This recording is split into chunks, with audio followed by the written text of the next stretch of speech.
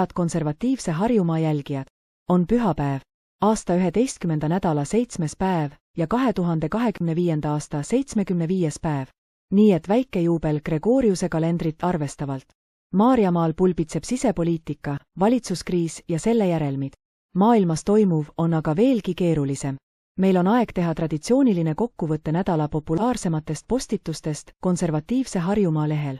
Sellelt lehelt, mis koondab kokku mõtteid ja sõnumeid konservatiivsust, väärikust, traditsioone ja rahvuslust austavatest meediaallikatest ning annab tasakaalukalt kõrvale sõnumeid saitidelt, kust konservatiivsust ja rahvuslust rünnatakse.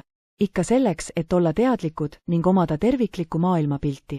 Et kui igapäevased tööd ja toimetused on teid piisaval pinges hoidnud ja te pole saanud jälgida igapäevaselt seda, mis toimub konservatiivse Harjumaa lehel, siis nüüd saate suhteliselt kiire ülevaate sellest, mis siin on olnud olulised ning märkimisväärsed või mida konservatiivse Harjumaa kogukond on pidanud olulisemaks jooksval nädala.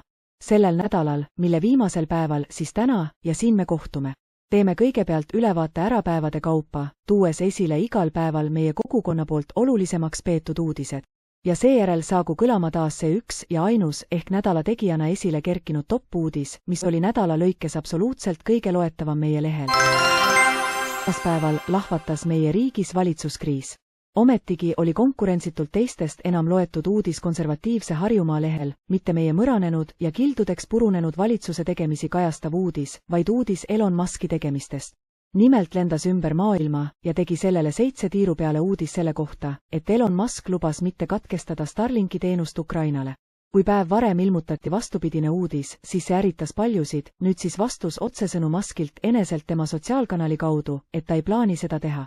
Ütlen äärmiselt selgesõnaliselt, hoolimata sellest, kui palju ma ka Ukraina poliitikaga ei nõustu, et Starlink ei lülita kunagi oma terminale välja, kirjutas Musk pühapäeval talle kuuluvas sotsiaalvõrgustikus X. Ta kordas ka oma seisukohta, et ilma Starlinkita kukuksid Ukraina kaitseliinid kokku, kuna venelased suudavad kogu muud Ukraina sidet segada. Ja alles teise järjekoha uudiste seas hõlmas meie lehe lugejate jaoks lahvatanud valitsuskriisiga seondu. Tuleb tunnistada, et seegi uudis oli sekundaarse loomuga, sest ei käsitlenud otsesõnu valitsuskriisi tekkimise tagamaasid, vaid seda, mida eeldatav uus kaksikvalitsus, mis koosneks koalitsioonileppe sõlmimise korral Eesti 200-st ja Reformierakonnast teisiti teha kavatsevad. Seegi lubadus oli tõmmatud laia pintsliga, mis pani konservatiivse Harjumaa kommenteerima, et Saulusest saadi Pauluseks. Et vasakliberaalne võim väidab, et on peale valitsuskriisi ja kaksikvõimu eeldatavat kehtestamist otsustanud hakata parempoolseks ehk paremliberaalseks võimukoalitsiooniks. Eks sellega reformierakondlik riigivõim tunnistas otsesõnu oma vasakpoolsusse kreenis olemist ja nüüd siis püütakse liikuda paremale. Kommentaarile kaasnenud Rahvusringhäälingu uudis kirjutas muuhulgas, et peaminister Kristen Michal ütles pressikonverentsil, et valitsuse siht on liikuda poliitilisel skaalal paremale. Ajal, kui on vaja teha kiireid otsuseid, ei saa lõputult nende otsuste juurde naasta, neid üle vaadata, nende üle aru pidada. Mõned otsused tuleb Eesti jaoks ära teha ja edasi minna, ütles Michal. Kui Leedu rahvas tähistas pidulikult oma iseseisvuse taastamise aastapäeva, aastast 1990, siis meie riigis võttis tuure üles valitsuskriisiga seonduvad asjad. Hakkas silma, et uudised ja kommentaarid, millised käsitlesid vasakliberaalse valitsuse tegemisi, ning nüüd sellega kaasnenud valitsuse lõhkiminemist, korjasid üha enam lugejaid. Ei jäetud siinjuures meenutamast sedagi, et Eesti riigis kehtiv poliitiline süsteem ja seda toetav seadusandlus ongi sätestanud korra, et vaevalt ükski koalitsioonivalitsus üle 2 aasta kesta suudab. Siit ka loogiline järeldus, et poliitilisi plaane nagu ka koalitsioonilepingu koostamist ei tulekski teha pikemalt kui 2 aasta peale ja siis uuesti maha istuda, et vaadata, milliste partneritega edasi minna ja vajadusel sõlmida uus leping. Ikka ja jälle tuleb tõdeda, et meil ei ole võimalik valimistel uskuda ühtegi erakonda, kuna meie võimusüsteemis puudub võimalus ühel parteil oma plaane ellu viia, kuivõrd see on alati seotud väga suurelt partneritega, kellega ollakse sunnitud tegema valitsuskoalitsiooni. On see süsteem ikka hea? See küsimus on poliitikutele. Aga suuremaks uudiseks sellele päeval oli uudis selle kohta, et valitsusremont õgis alla oma esimesed ohvrid. Poliitilisse prügikasti visati ametist vabastatud sotsialistidest ministrid, regionaal- ja põllumajandusminister Piret Hartman, taristuminister Vladimir Svet, terviseminister Riina Sikkut ja siseminister Lauri Läänemets. Teisipäeva teiseks loetumaks uudisnupukeseks osutus tegelikult piltsõnum, mis assotsieerus eelmise uudisega vägagi hästi.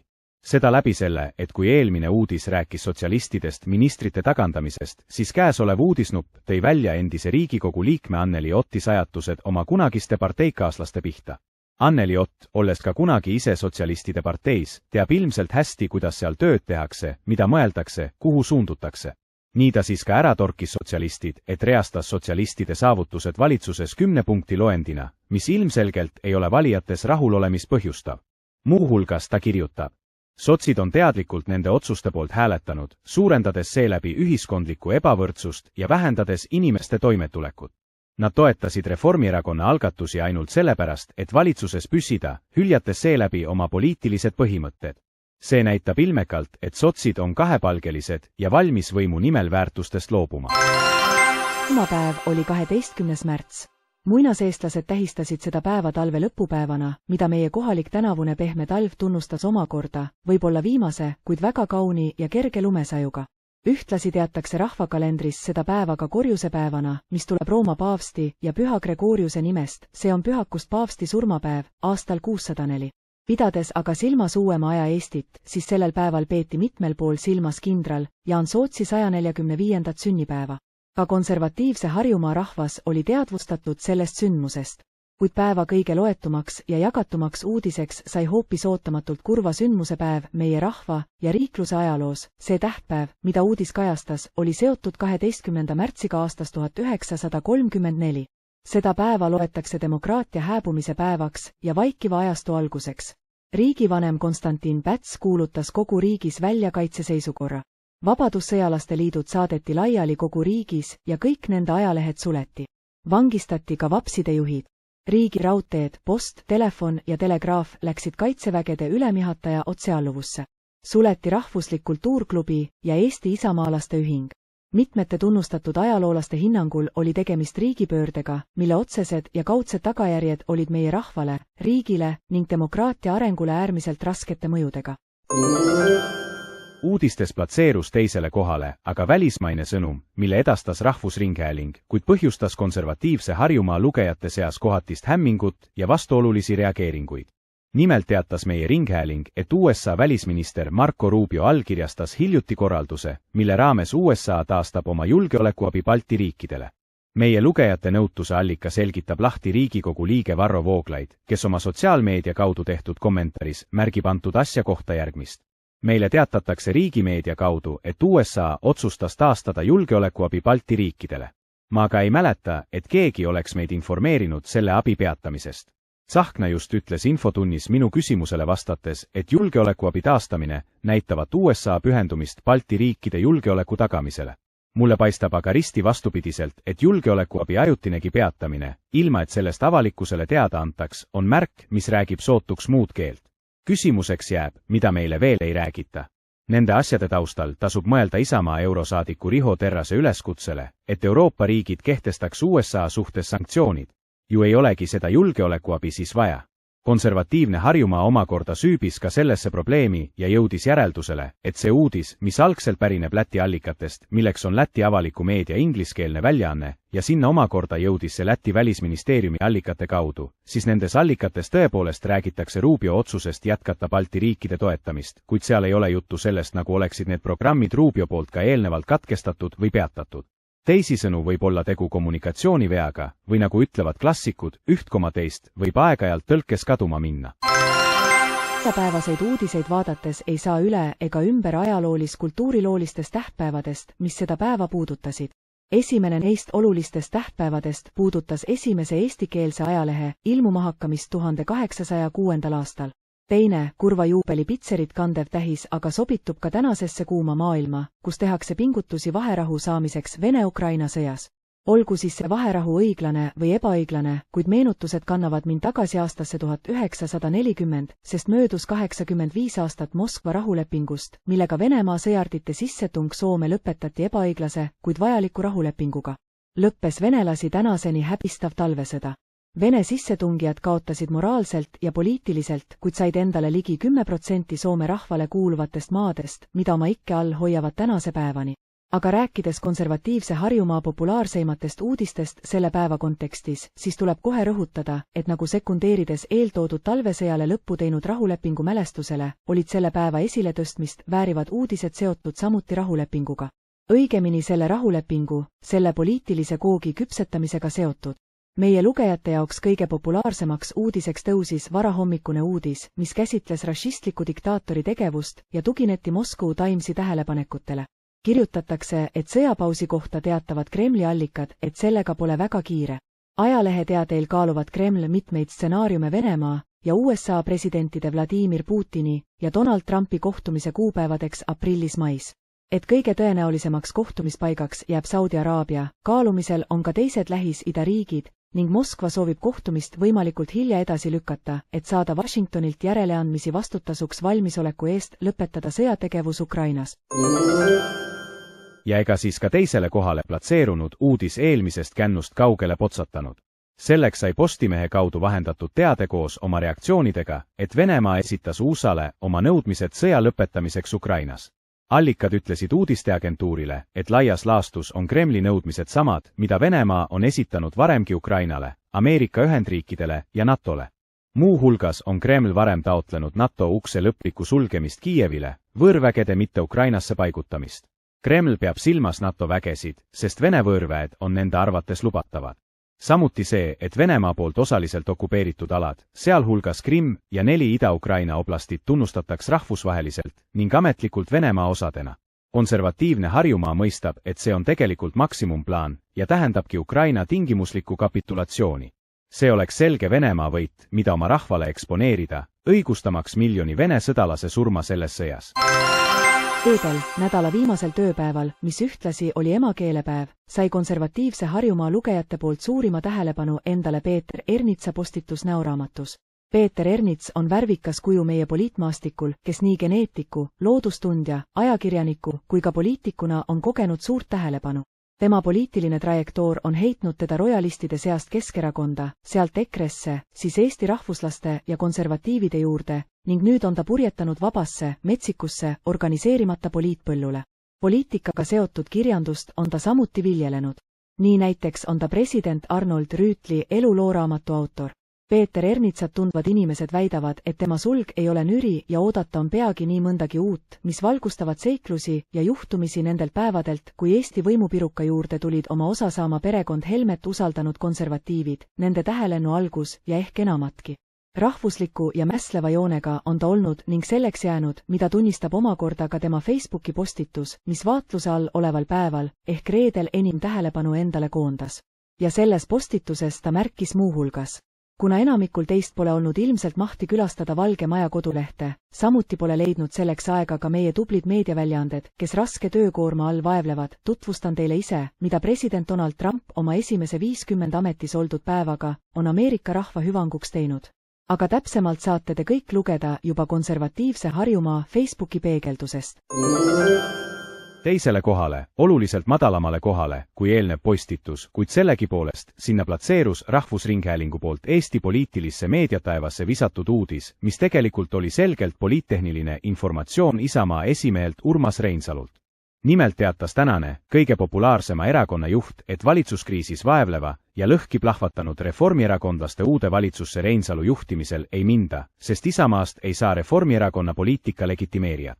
Reede oli muide emakeelepäev, suisa lipupäev, mistõttu konservatiivne Harjumaa jätkab oma püsivat üleskutset, et kui vähegi võimalik, siis oleks meil hädatarvilik ja meie keelt austades vajalik alati vältida tarbetut kantseliiti ning mõttetuid võõrkeelseid väljendeid, ehk oleks tõesti ilus kasutada kõikjal eestikeelseid sõnu.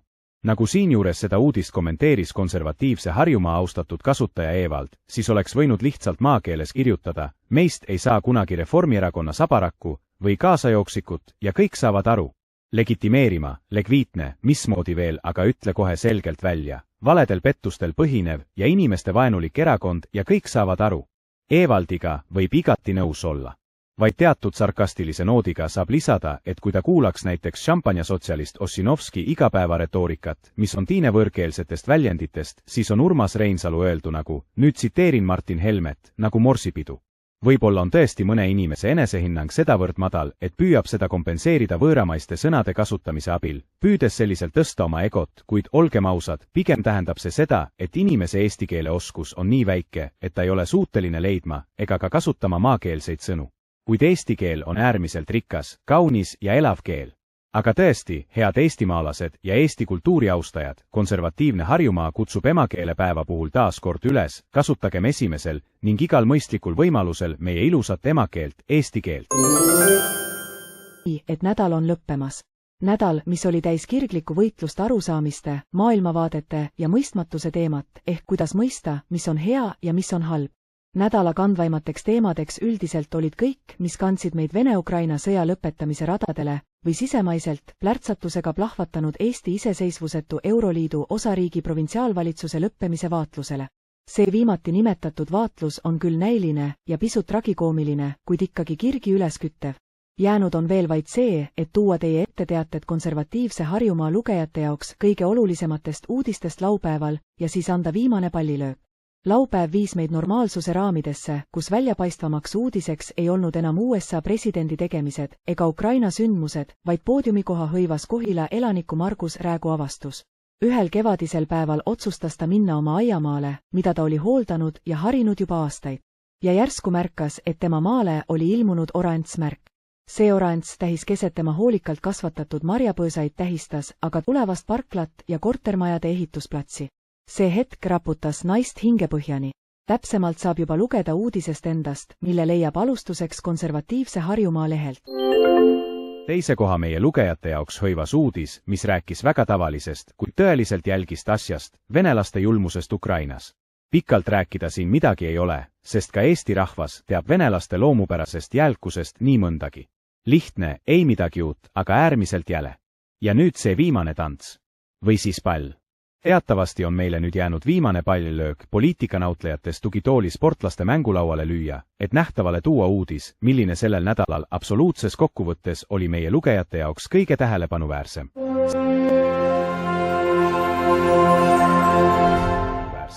Selleks uudiseks oli, võttes aluseks erinevad interaktsioonid, kommentaarid, meeldimised ja mittemeeldimised, vihased ning naeratavad emotikonid ja uudise jagamised.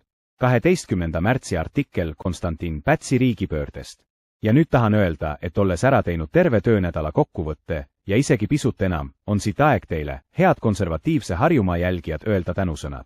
Selle eest, et olemas olete, et vaatate meie tegemisi ja igal moel meid ka toetate.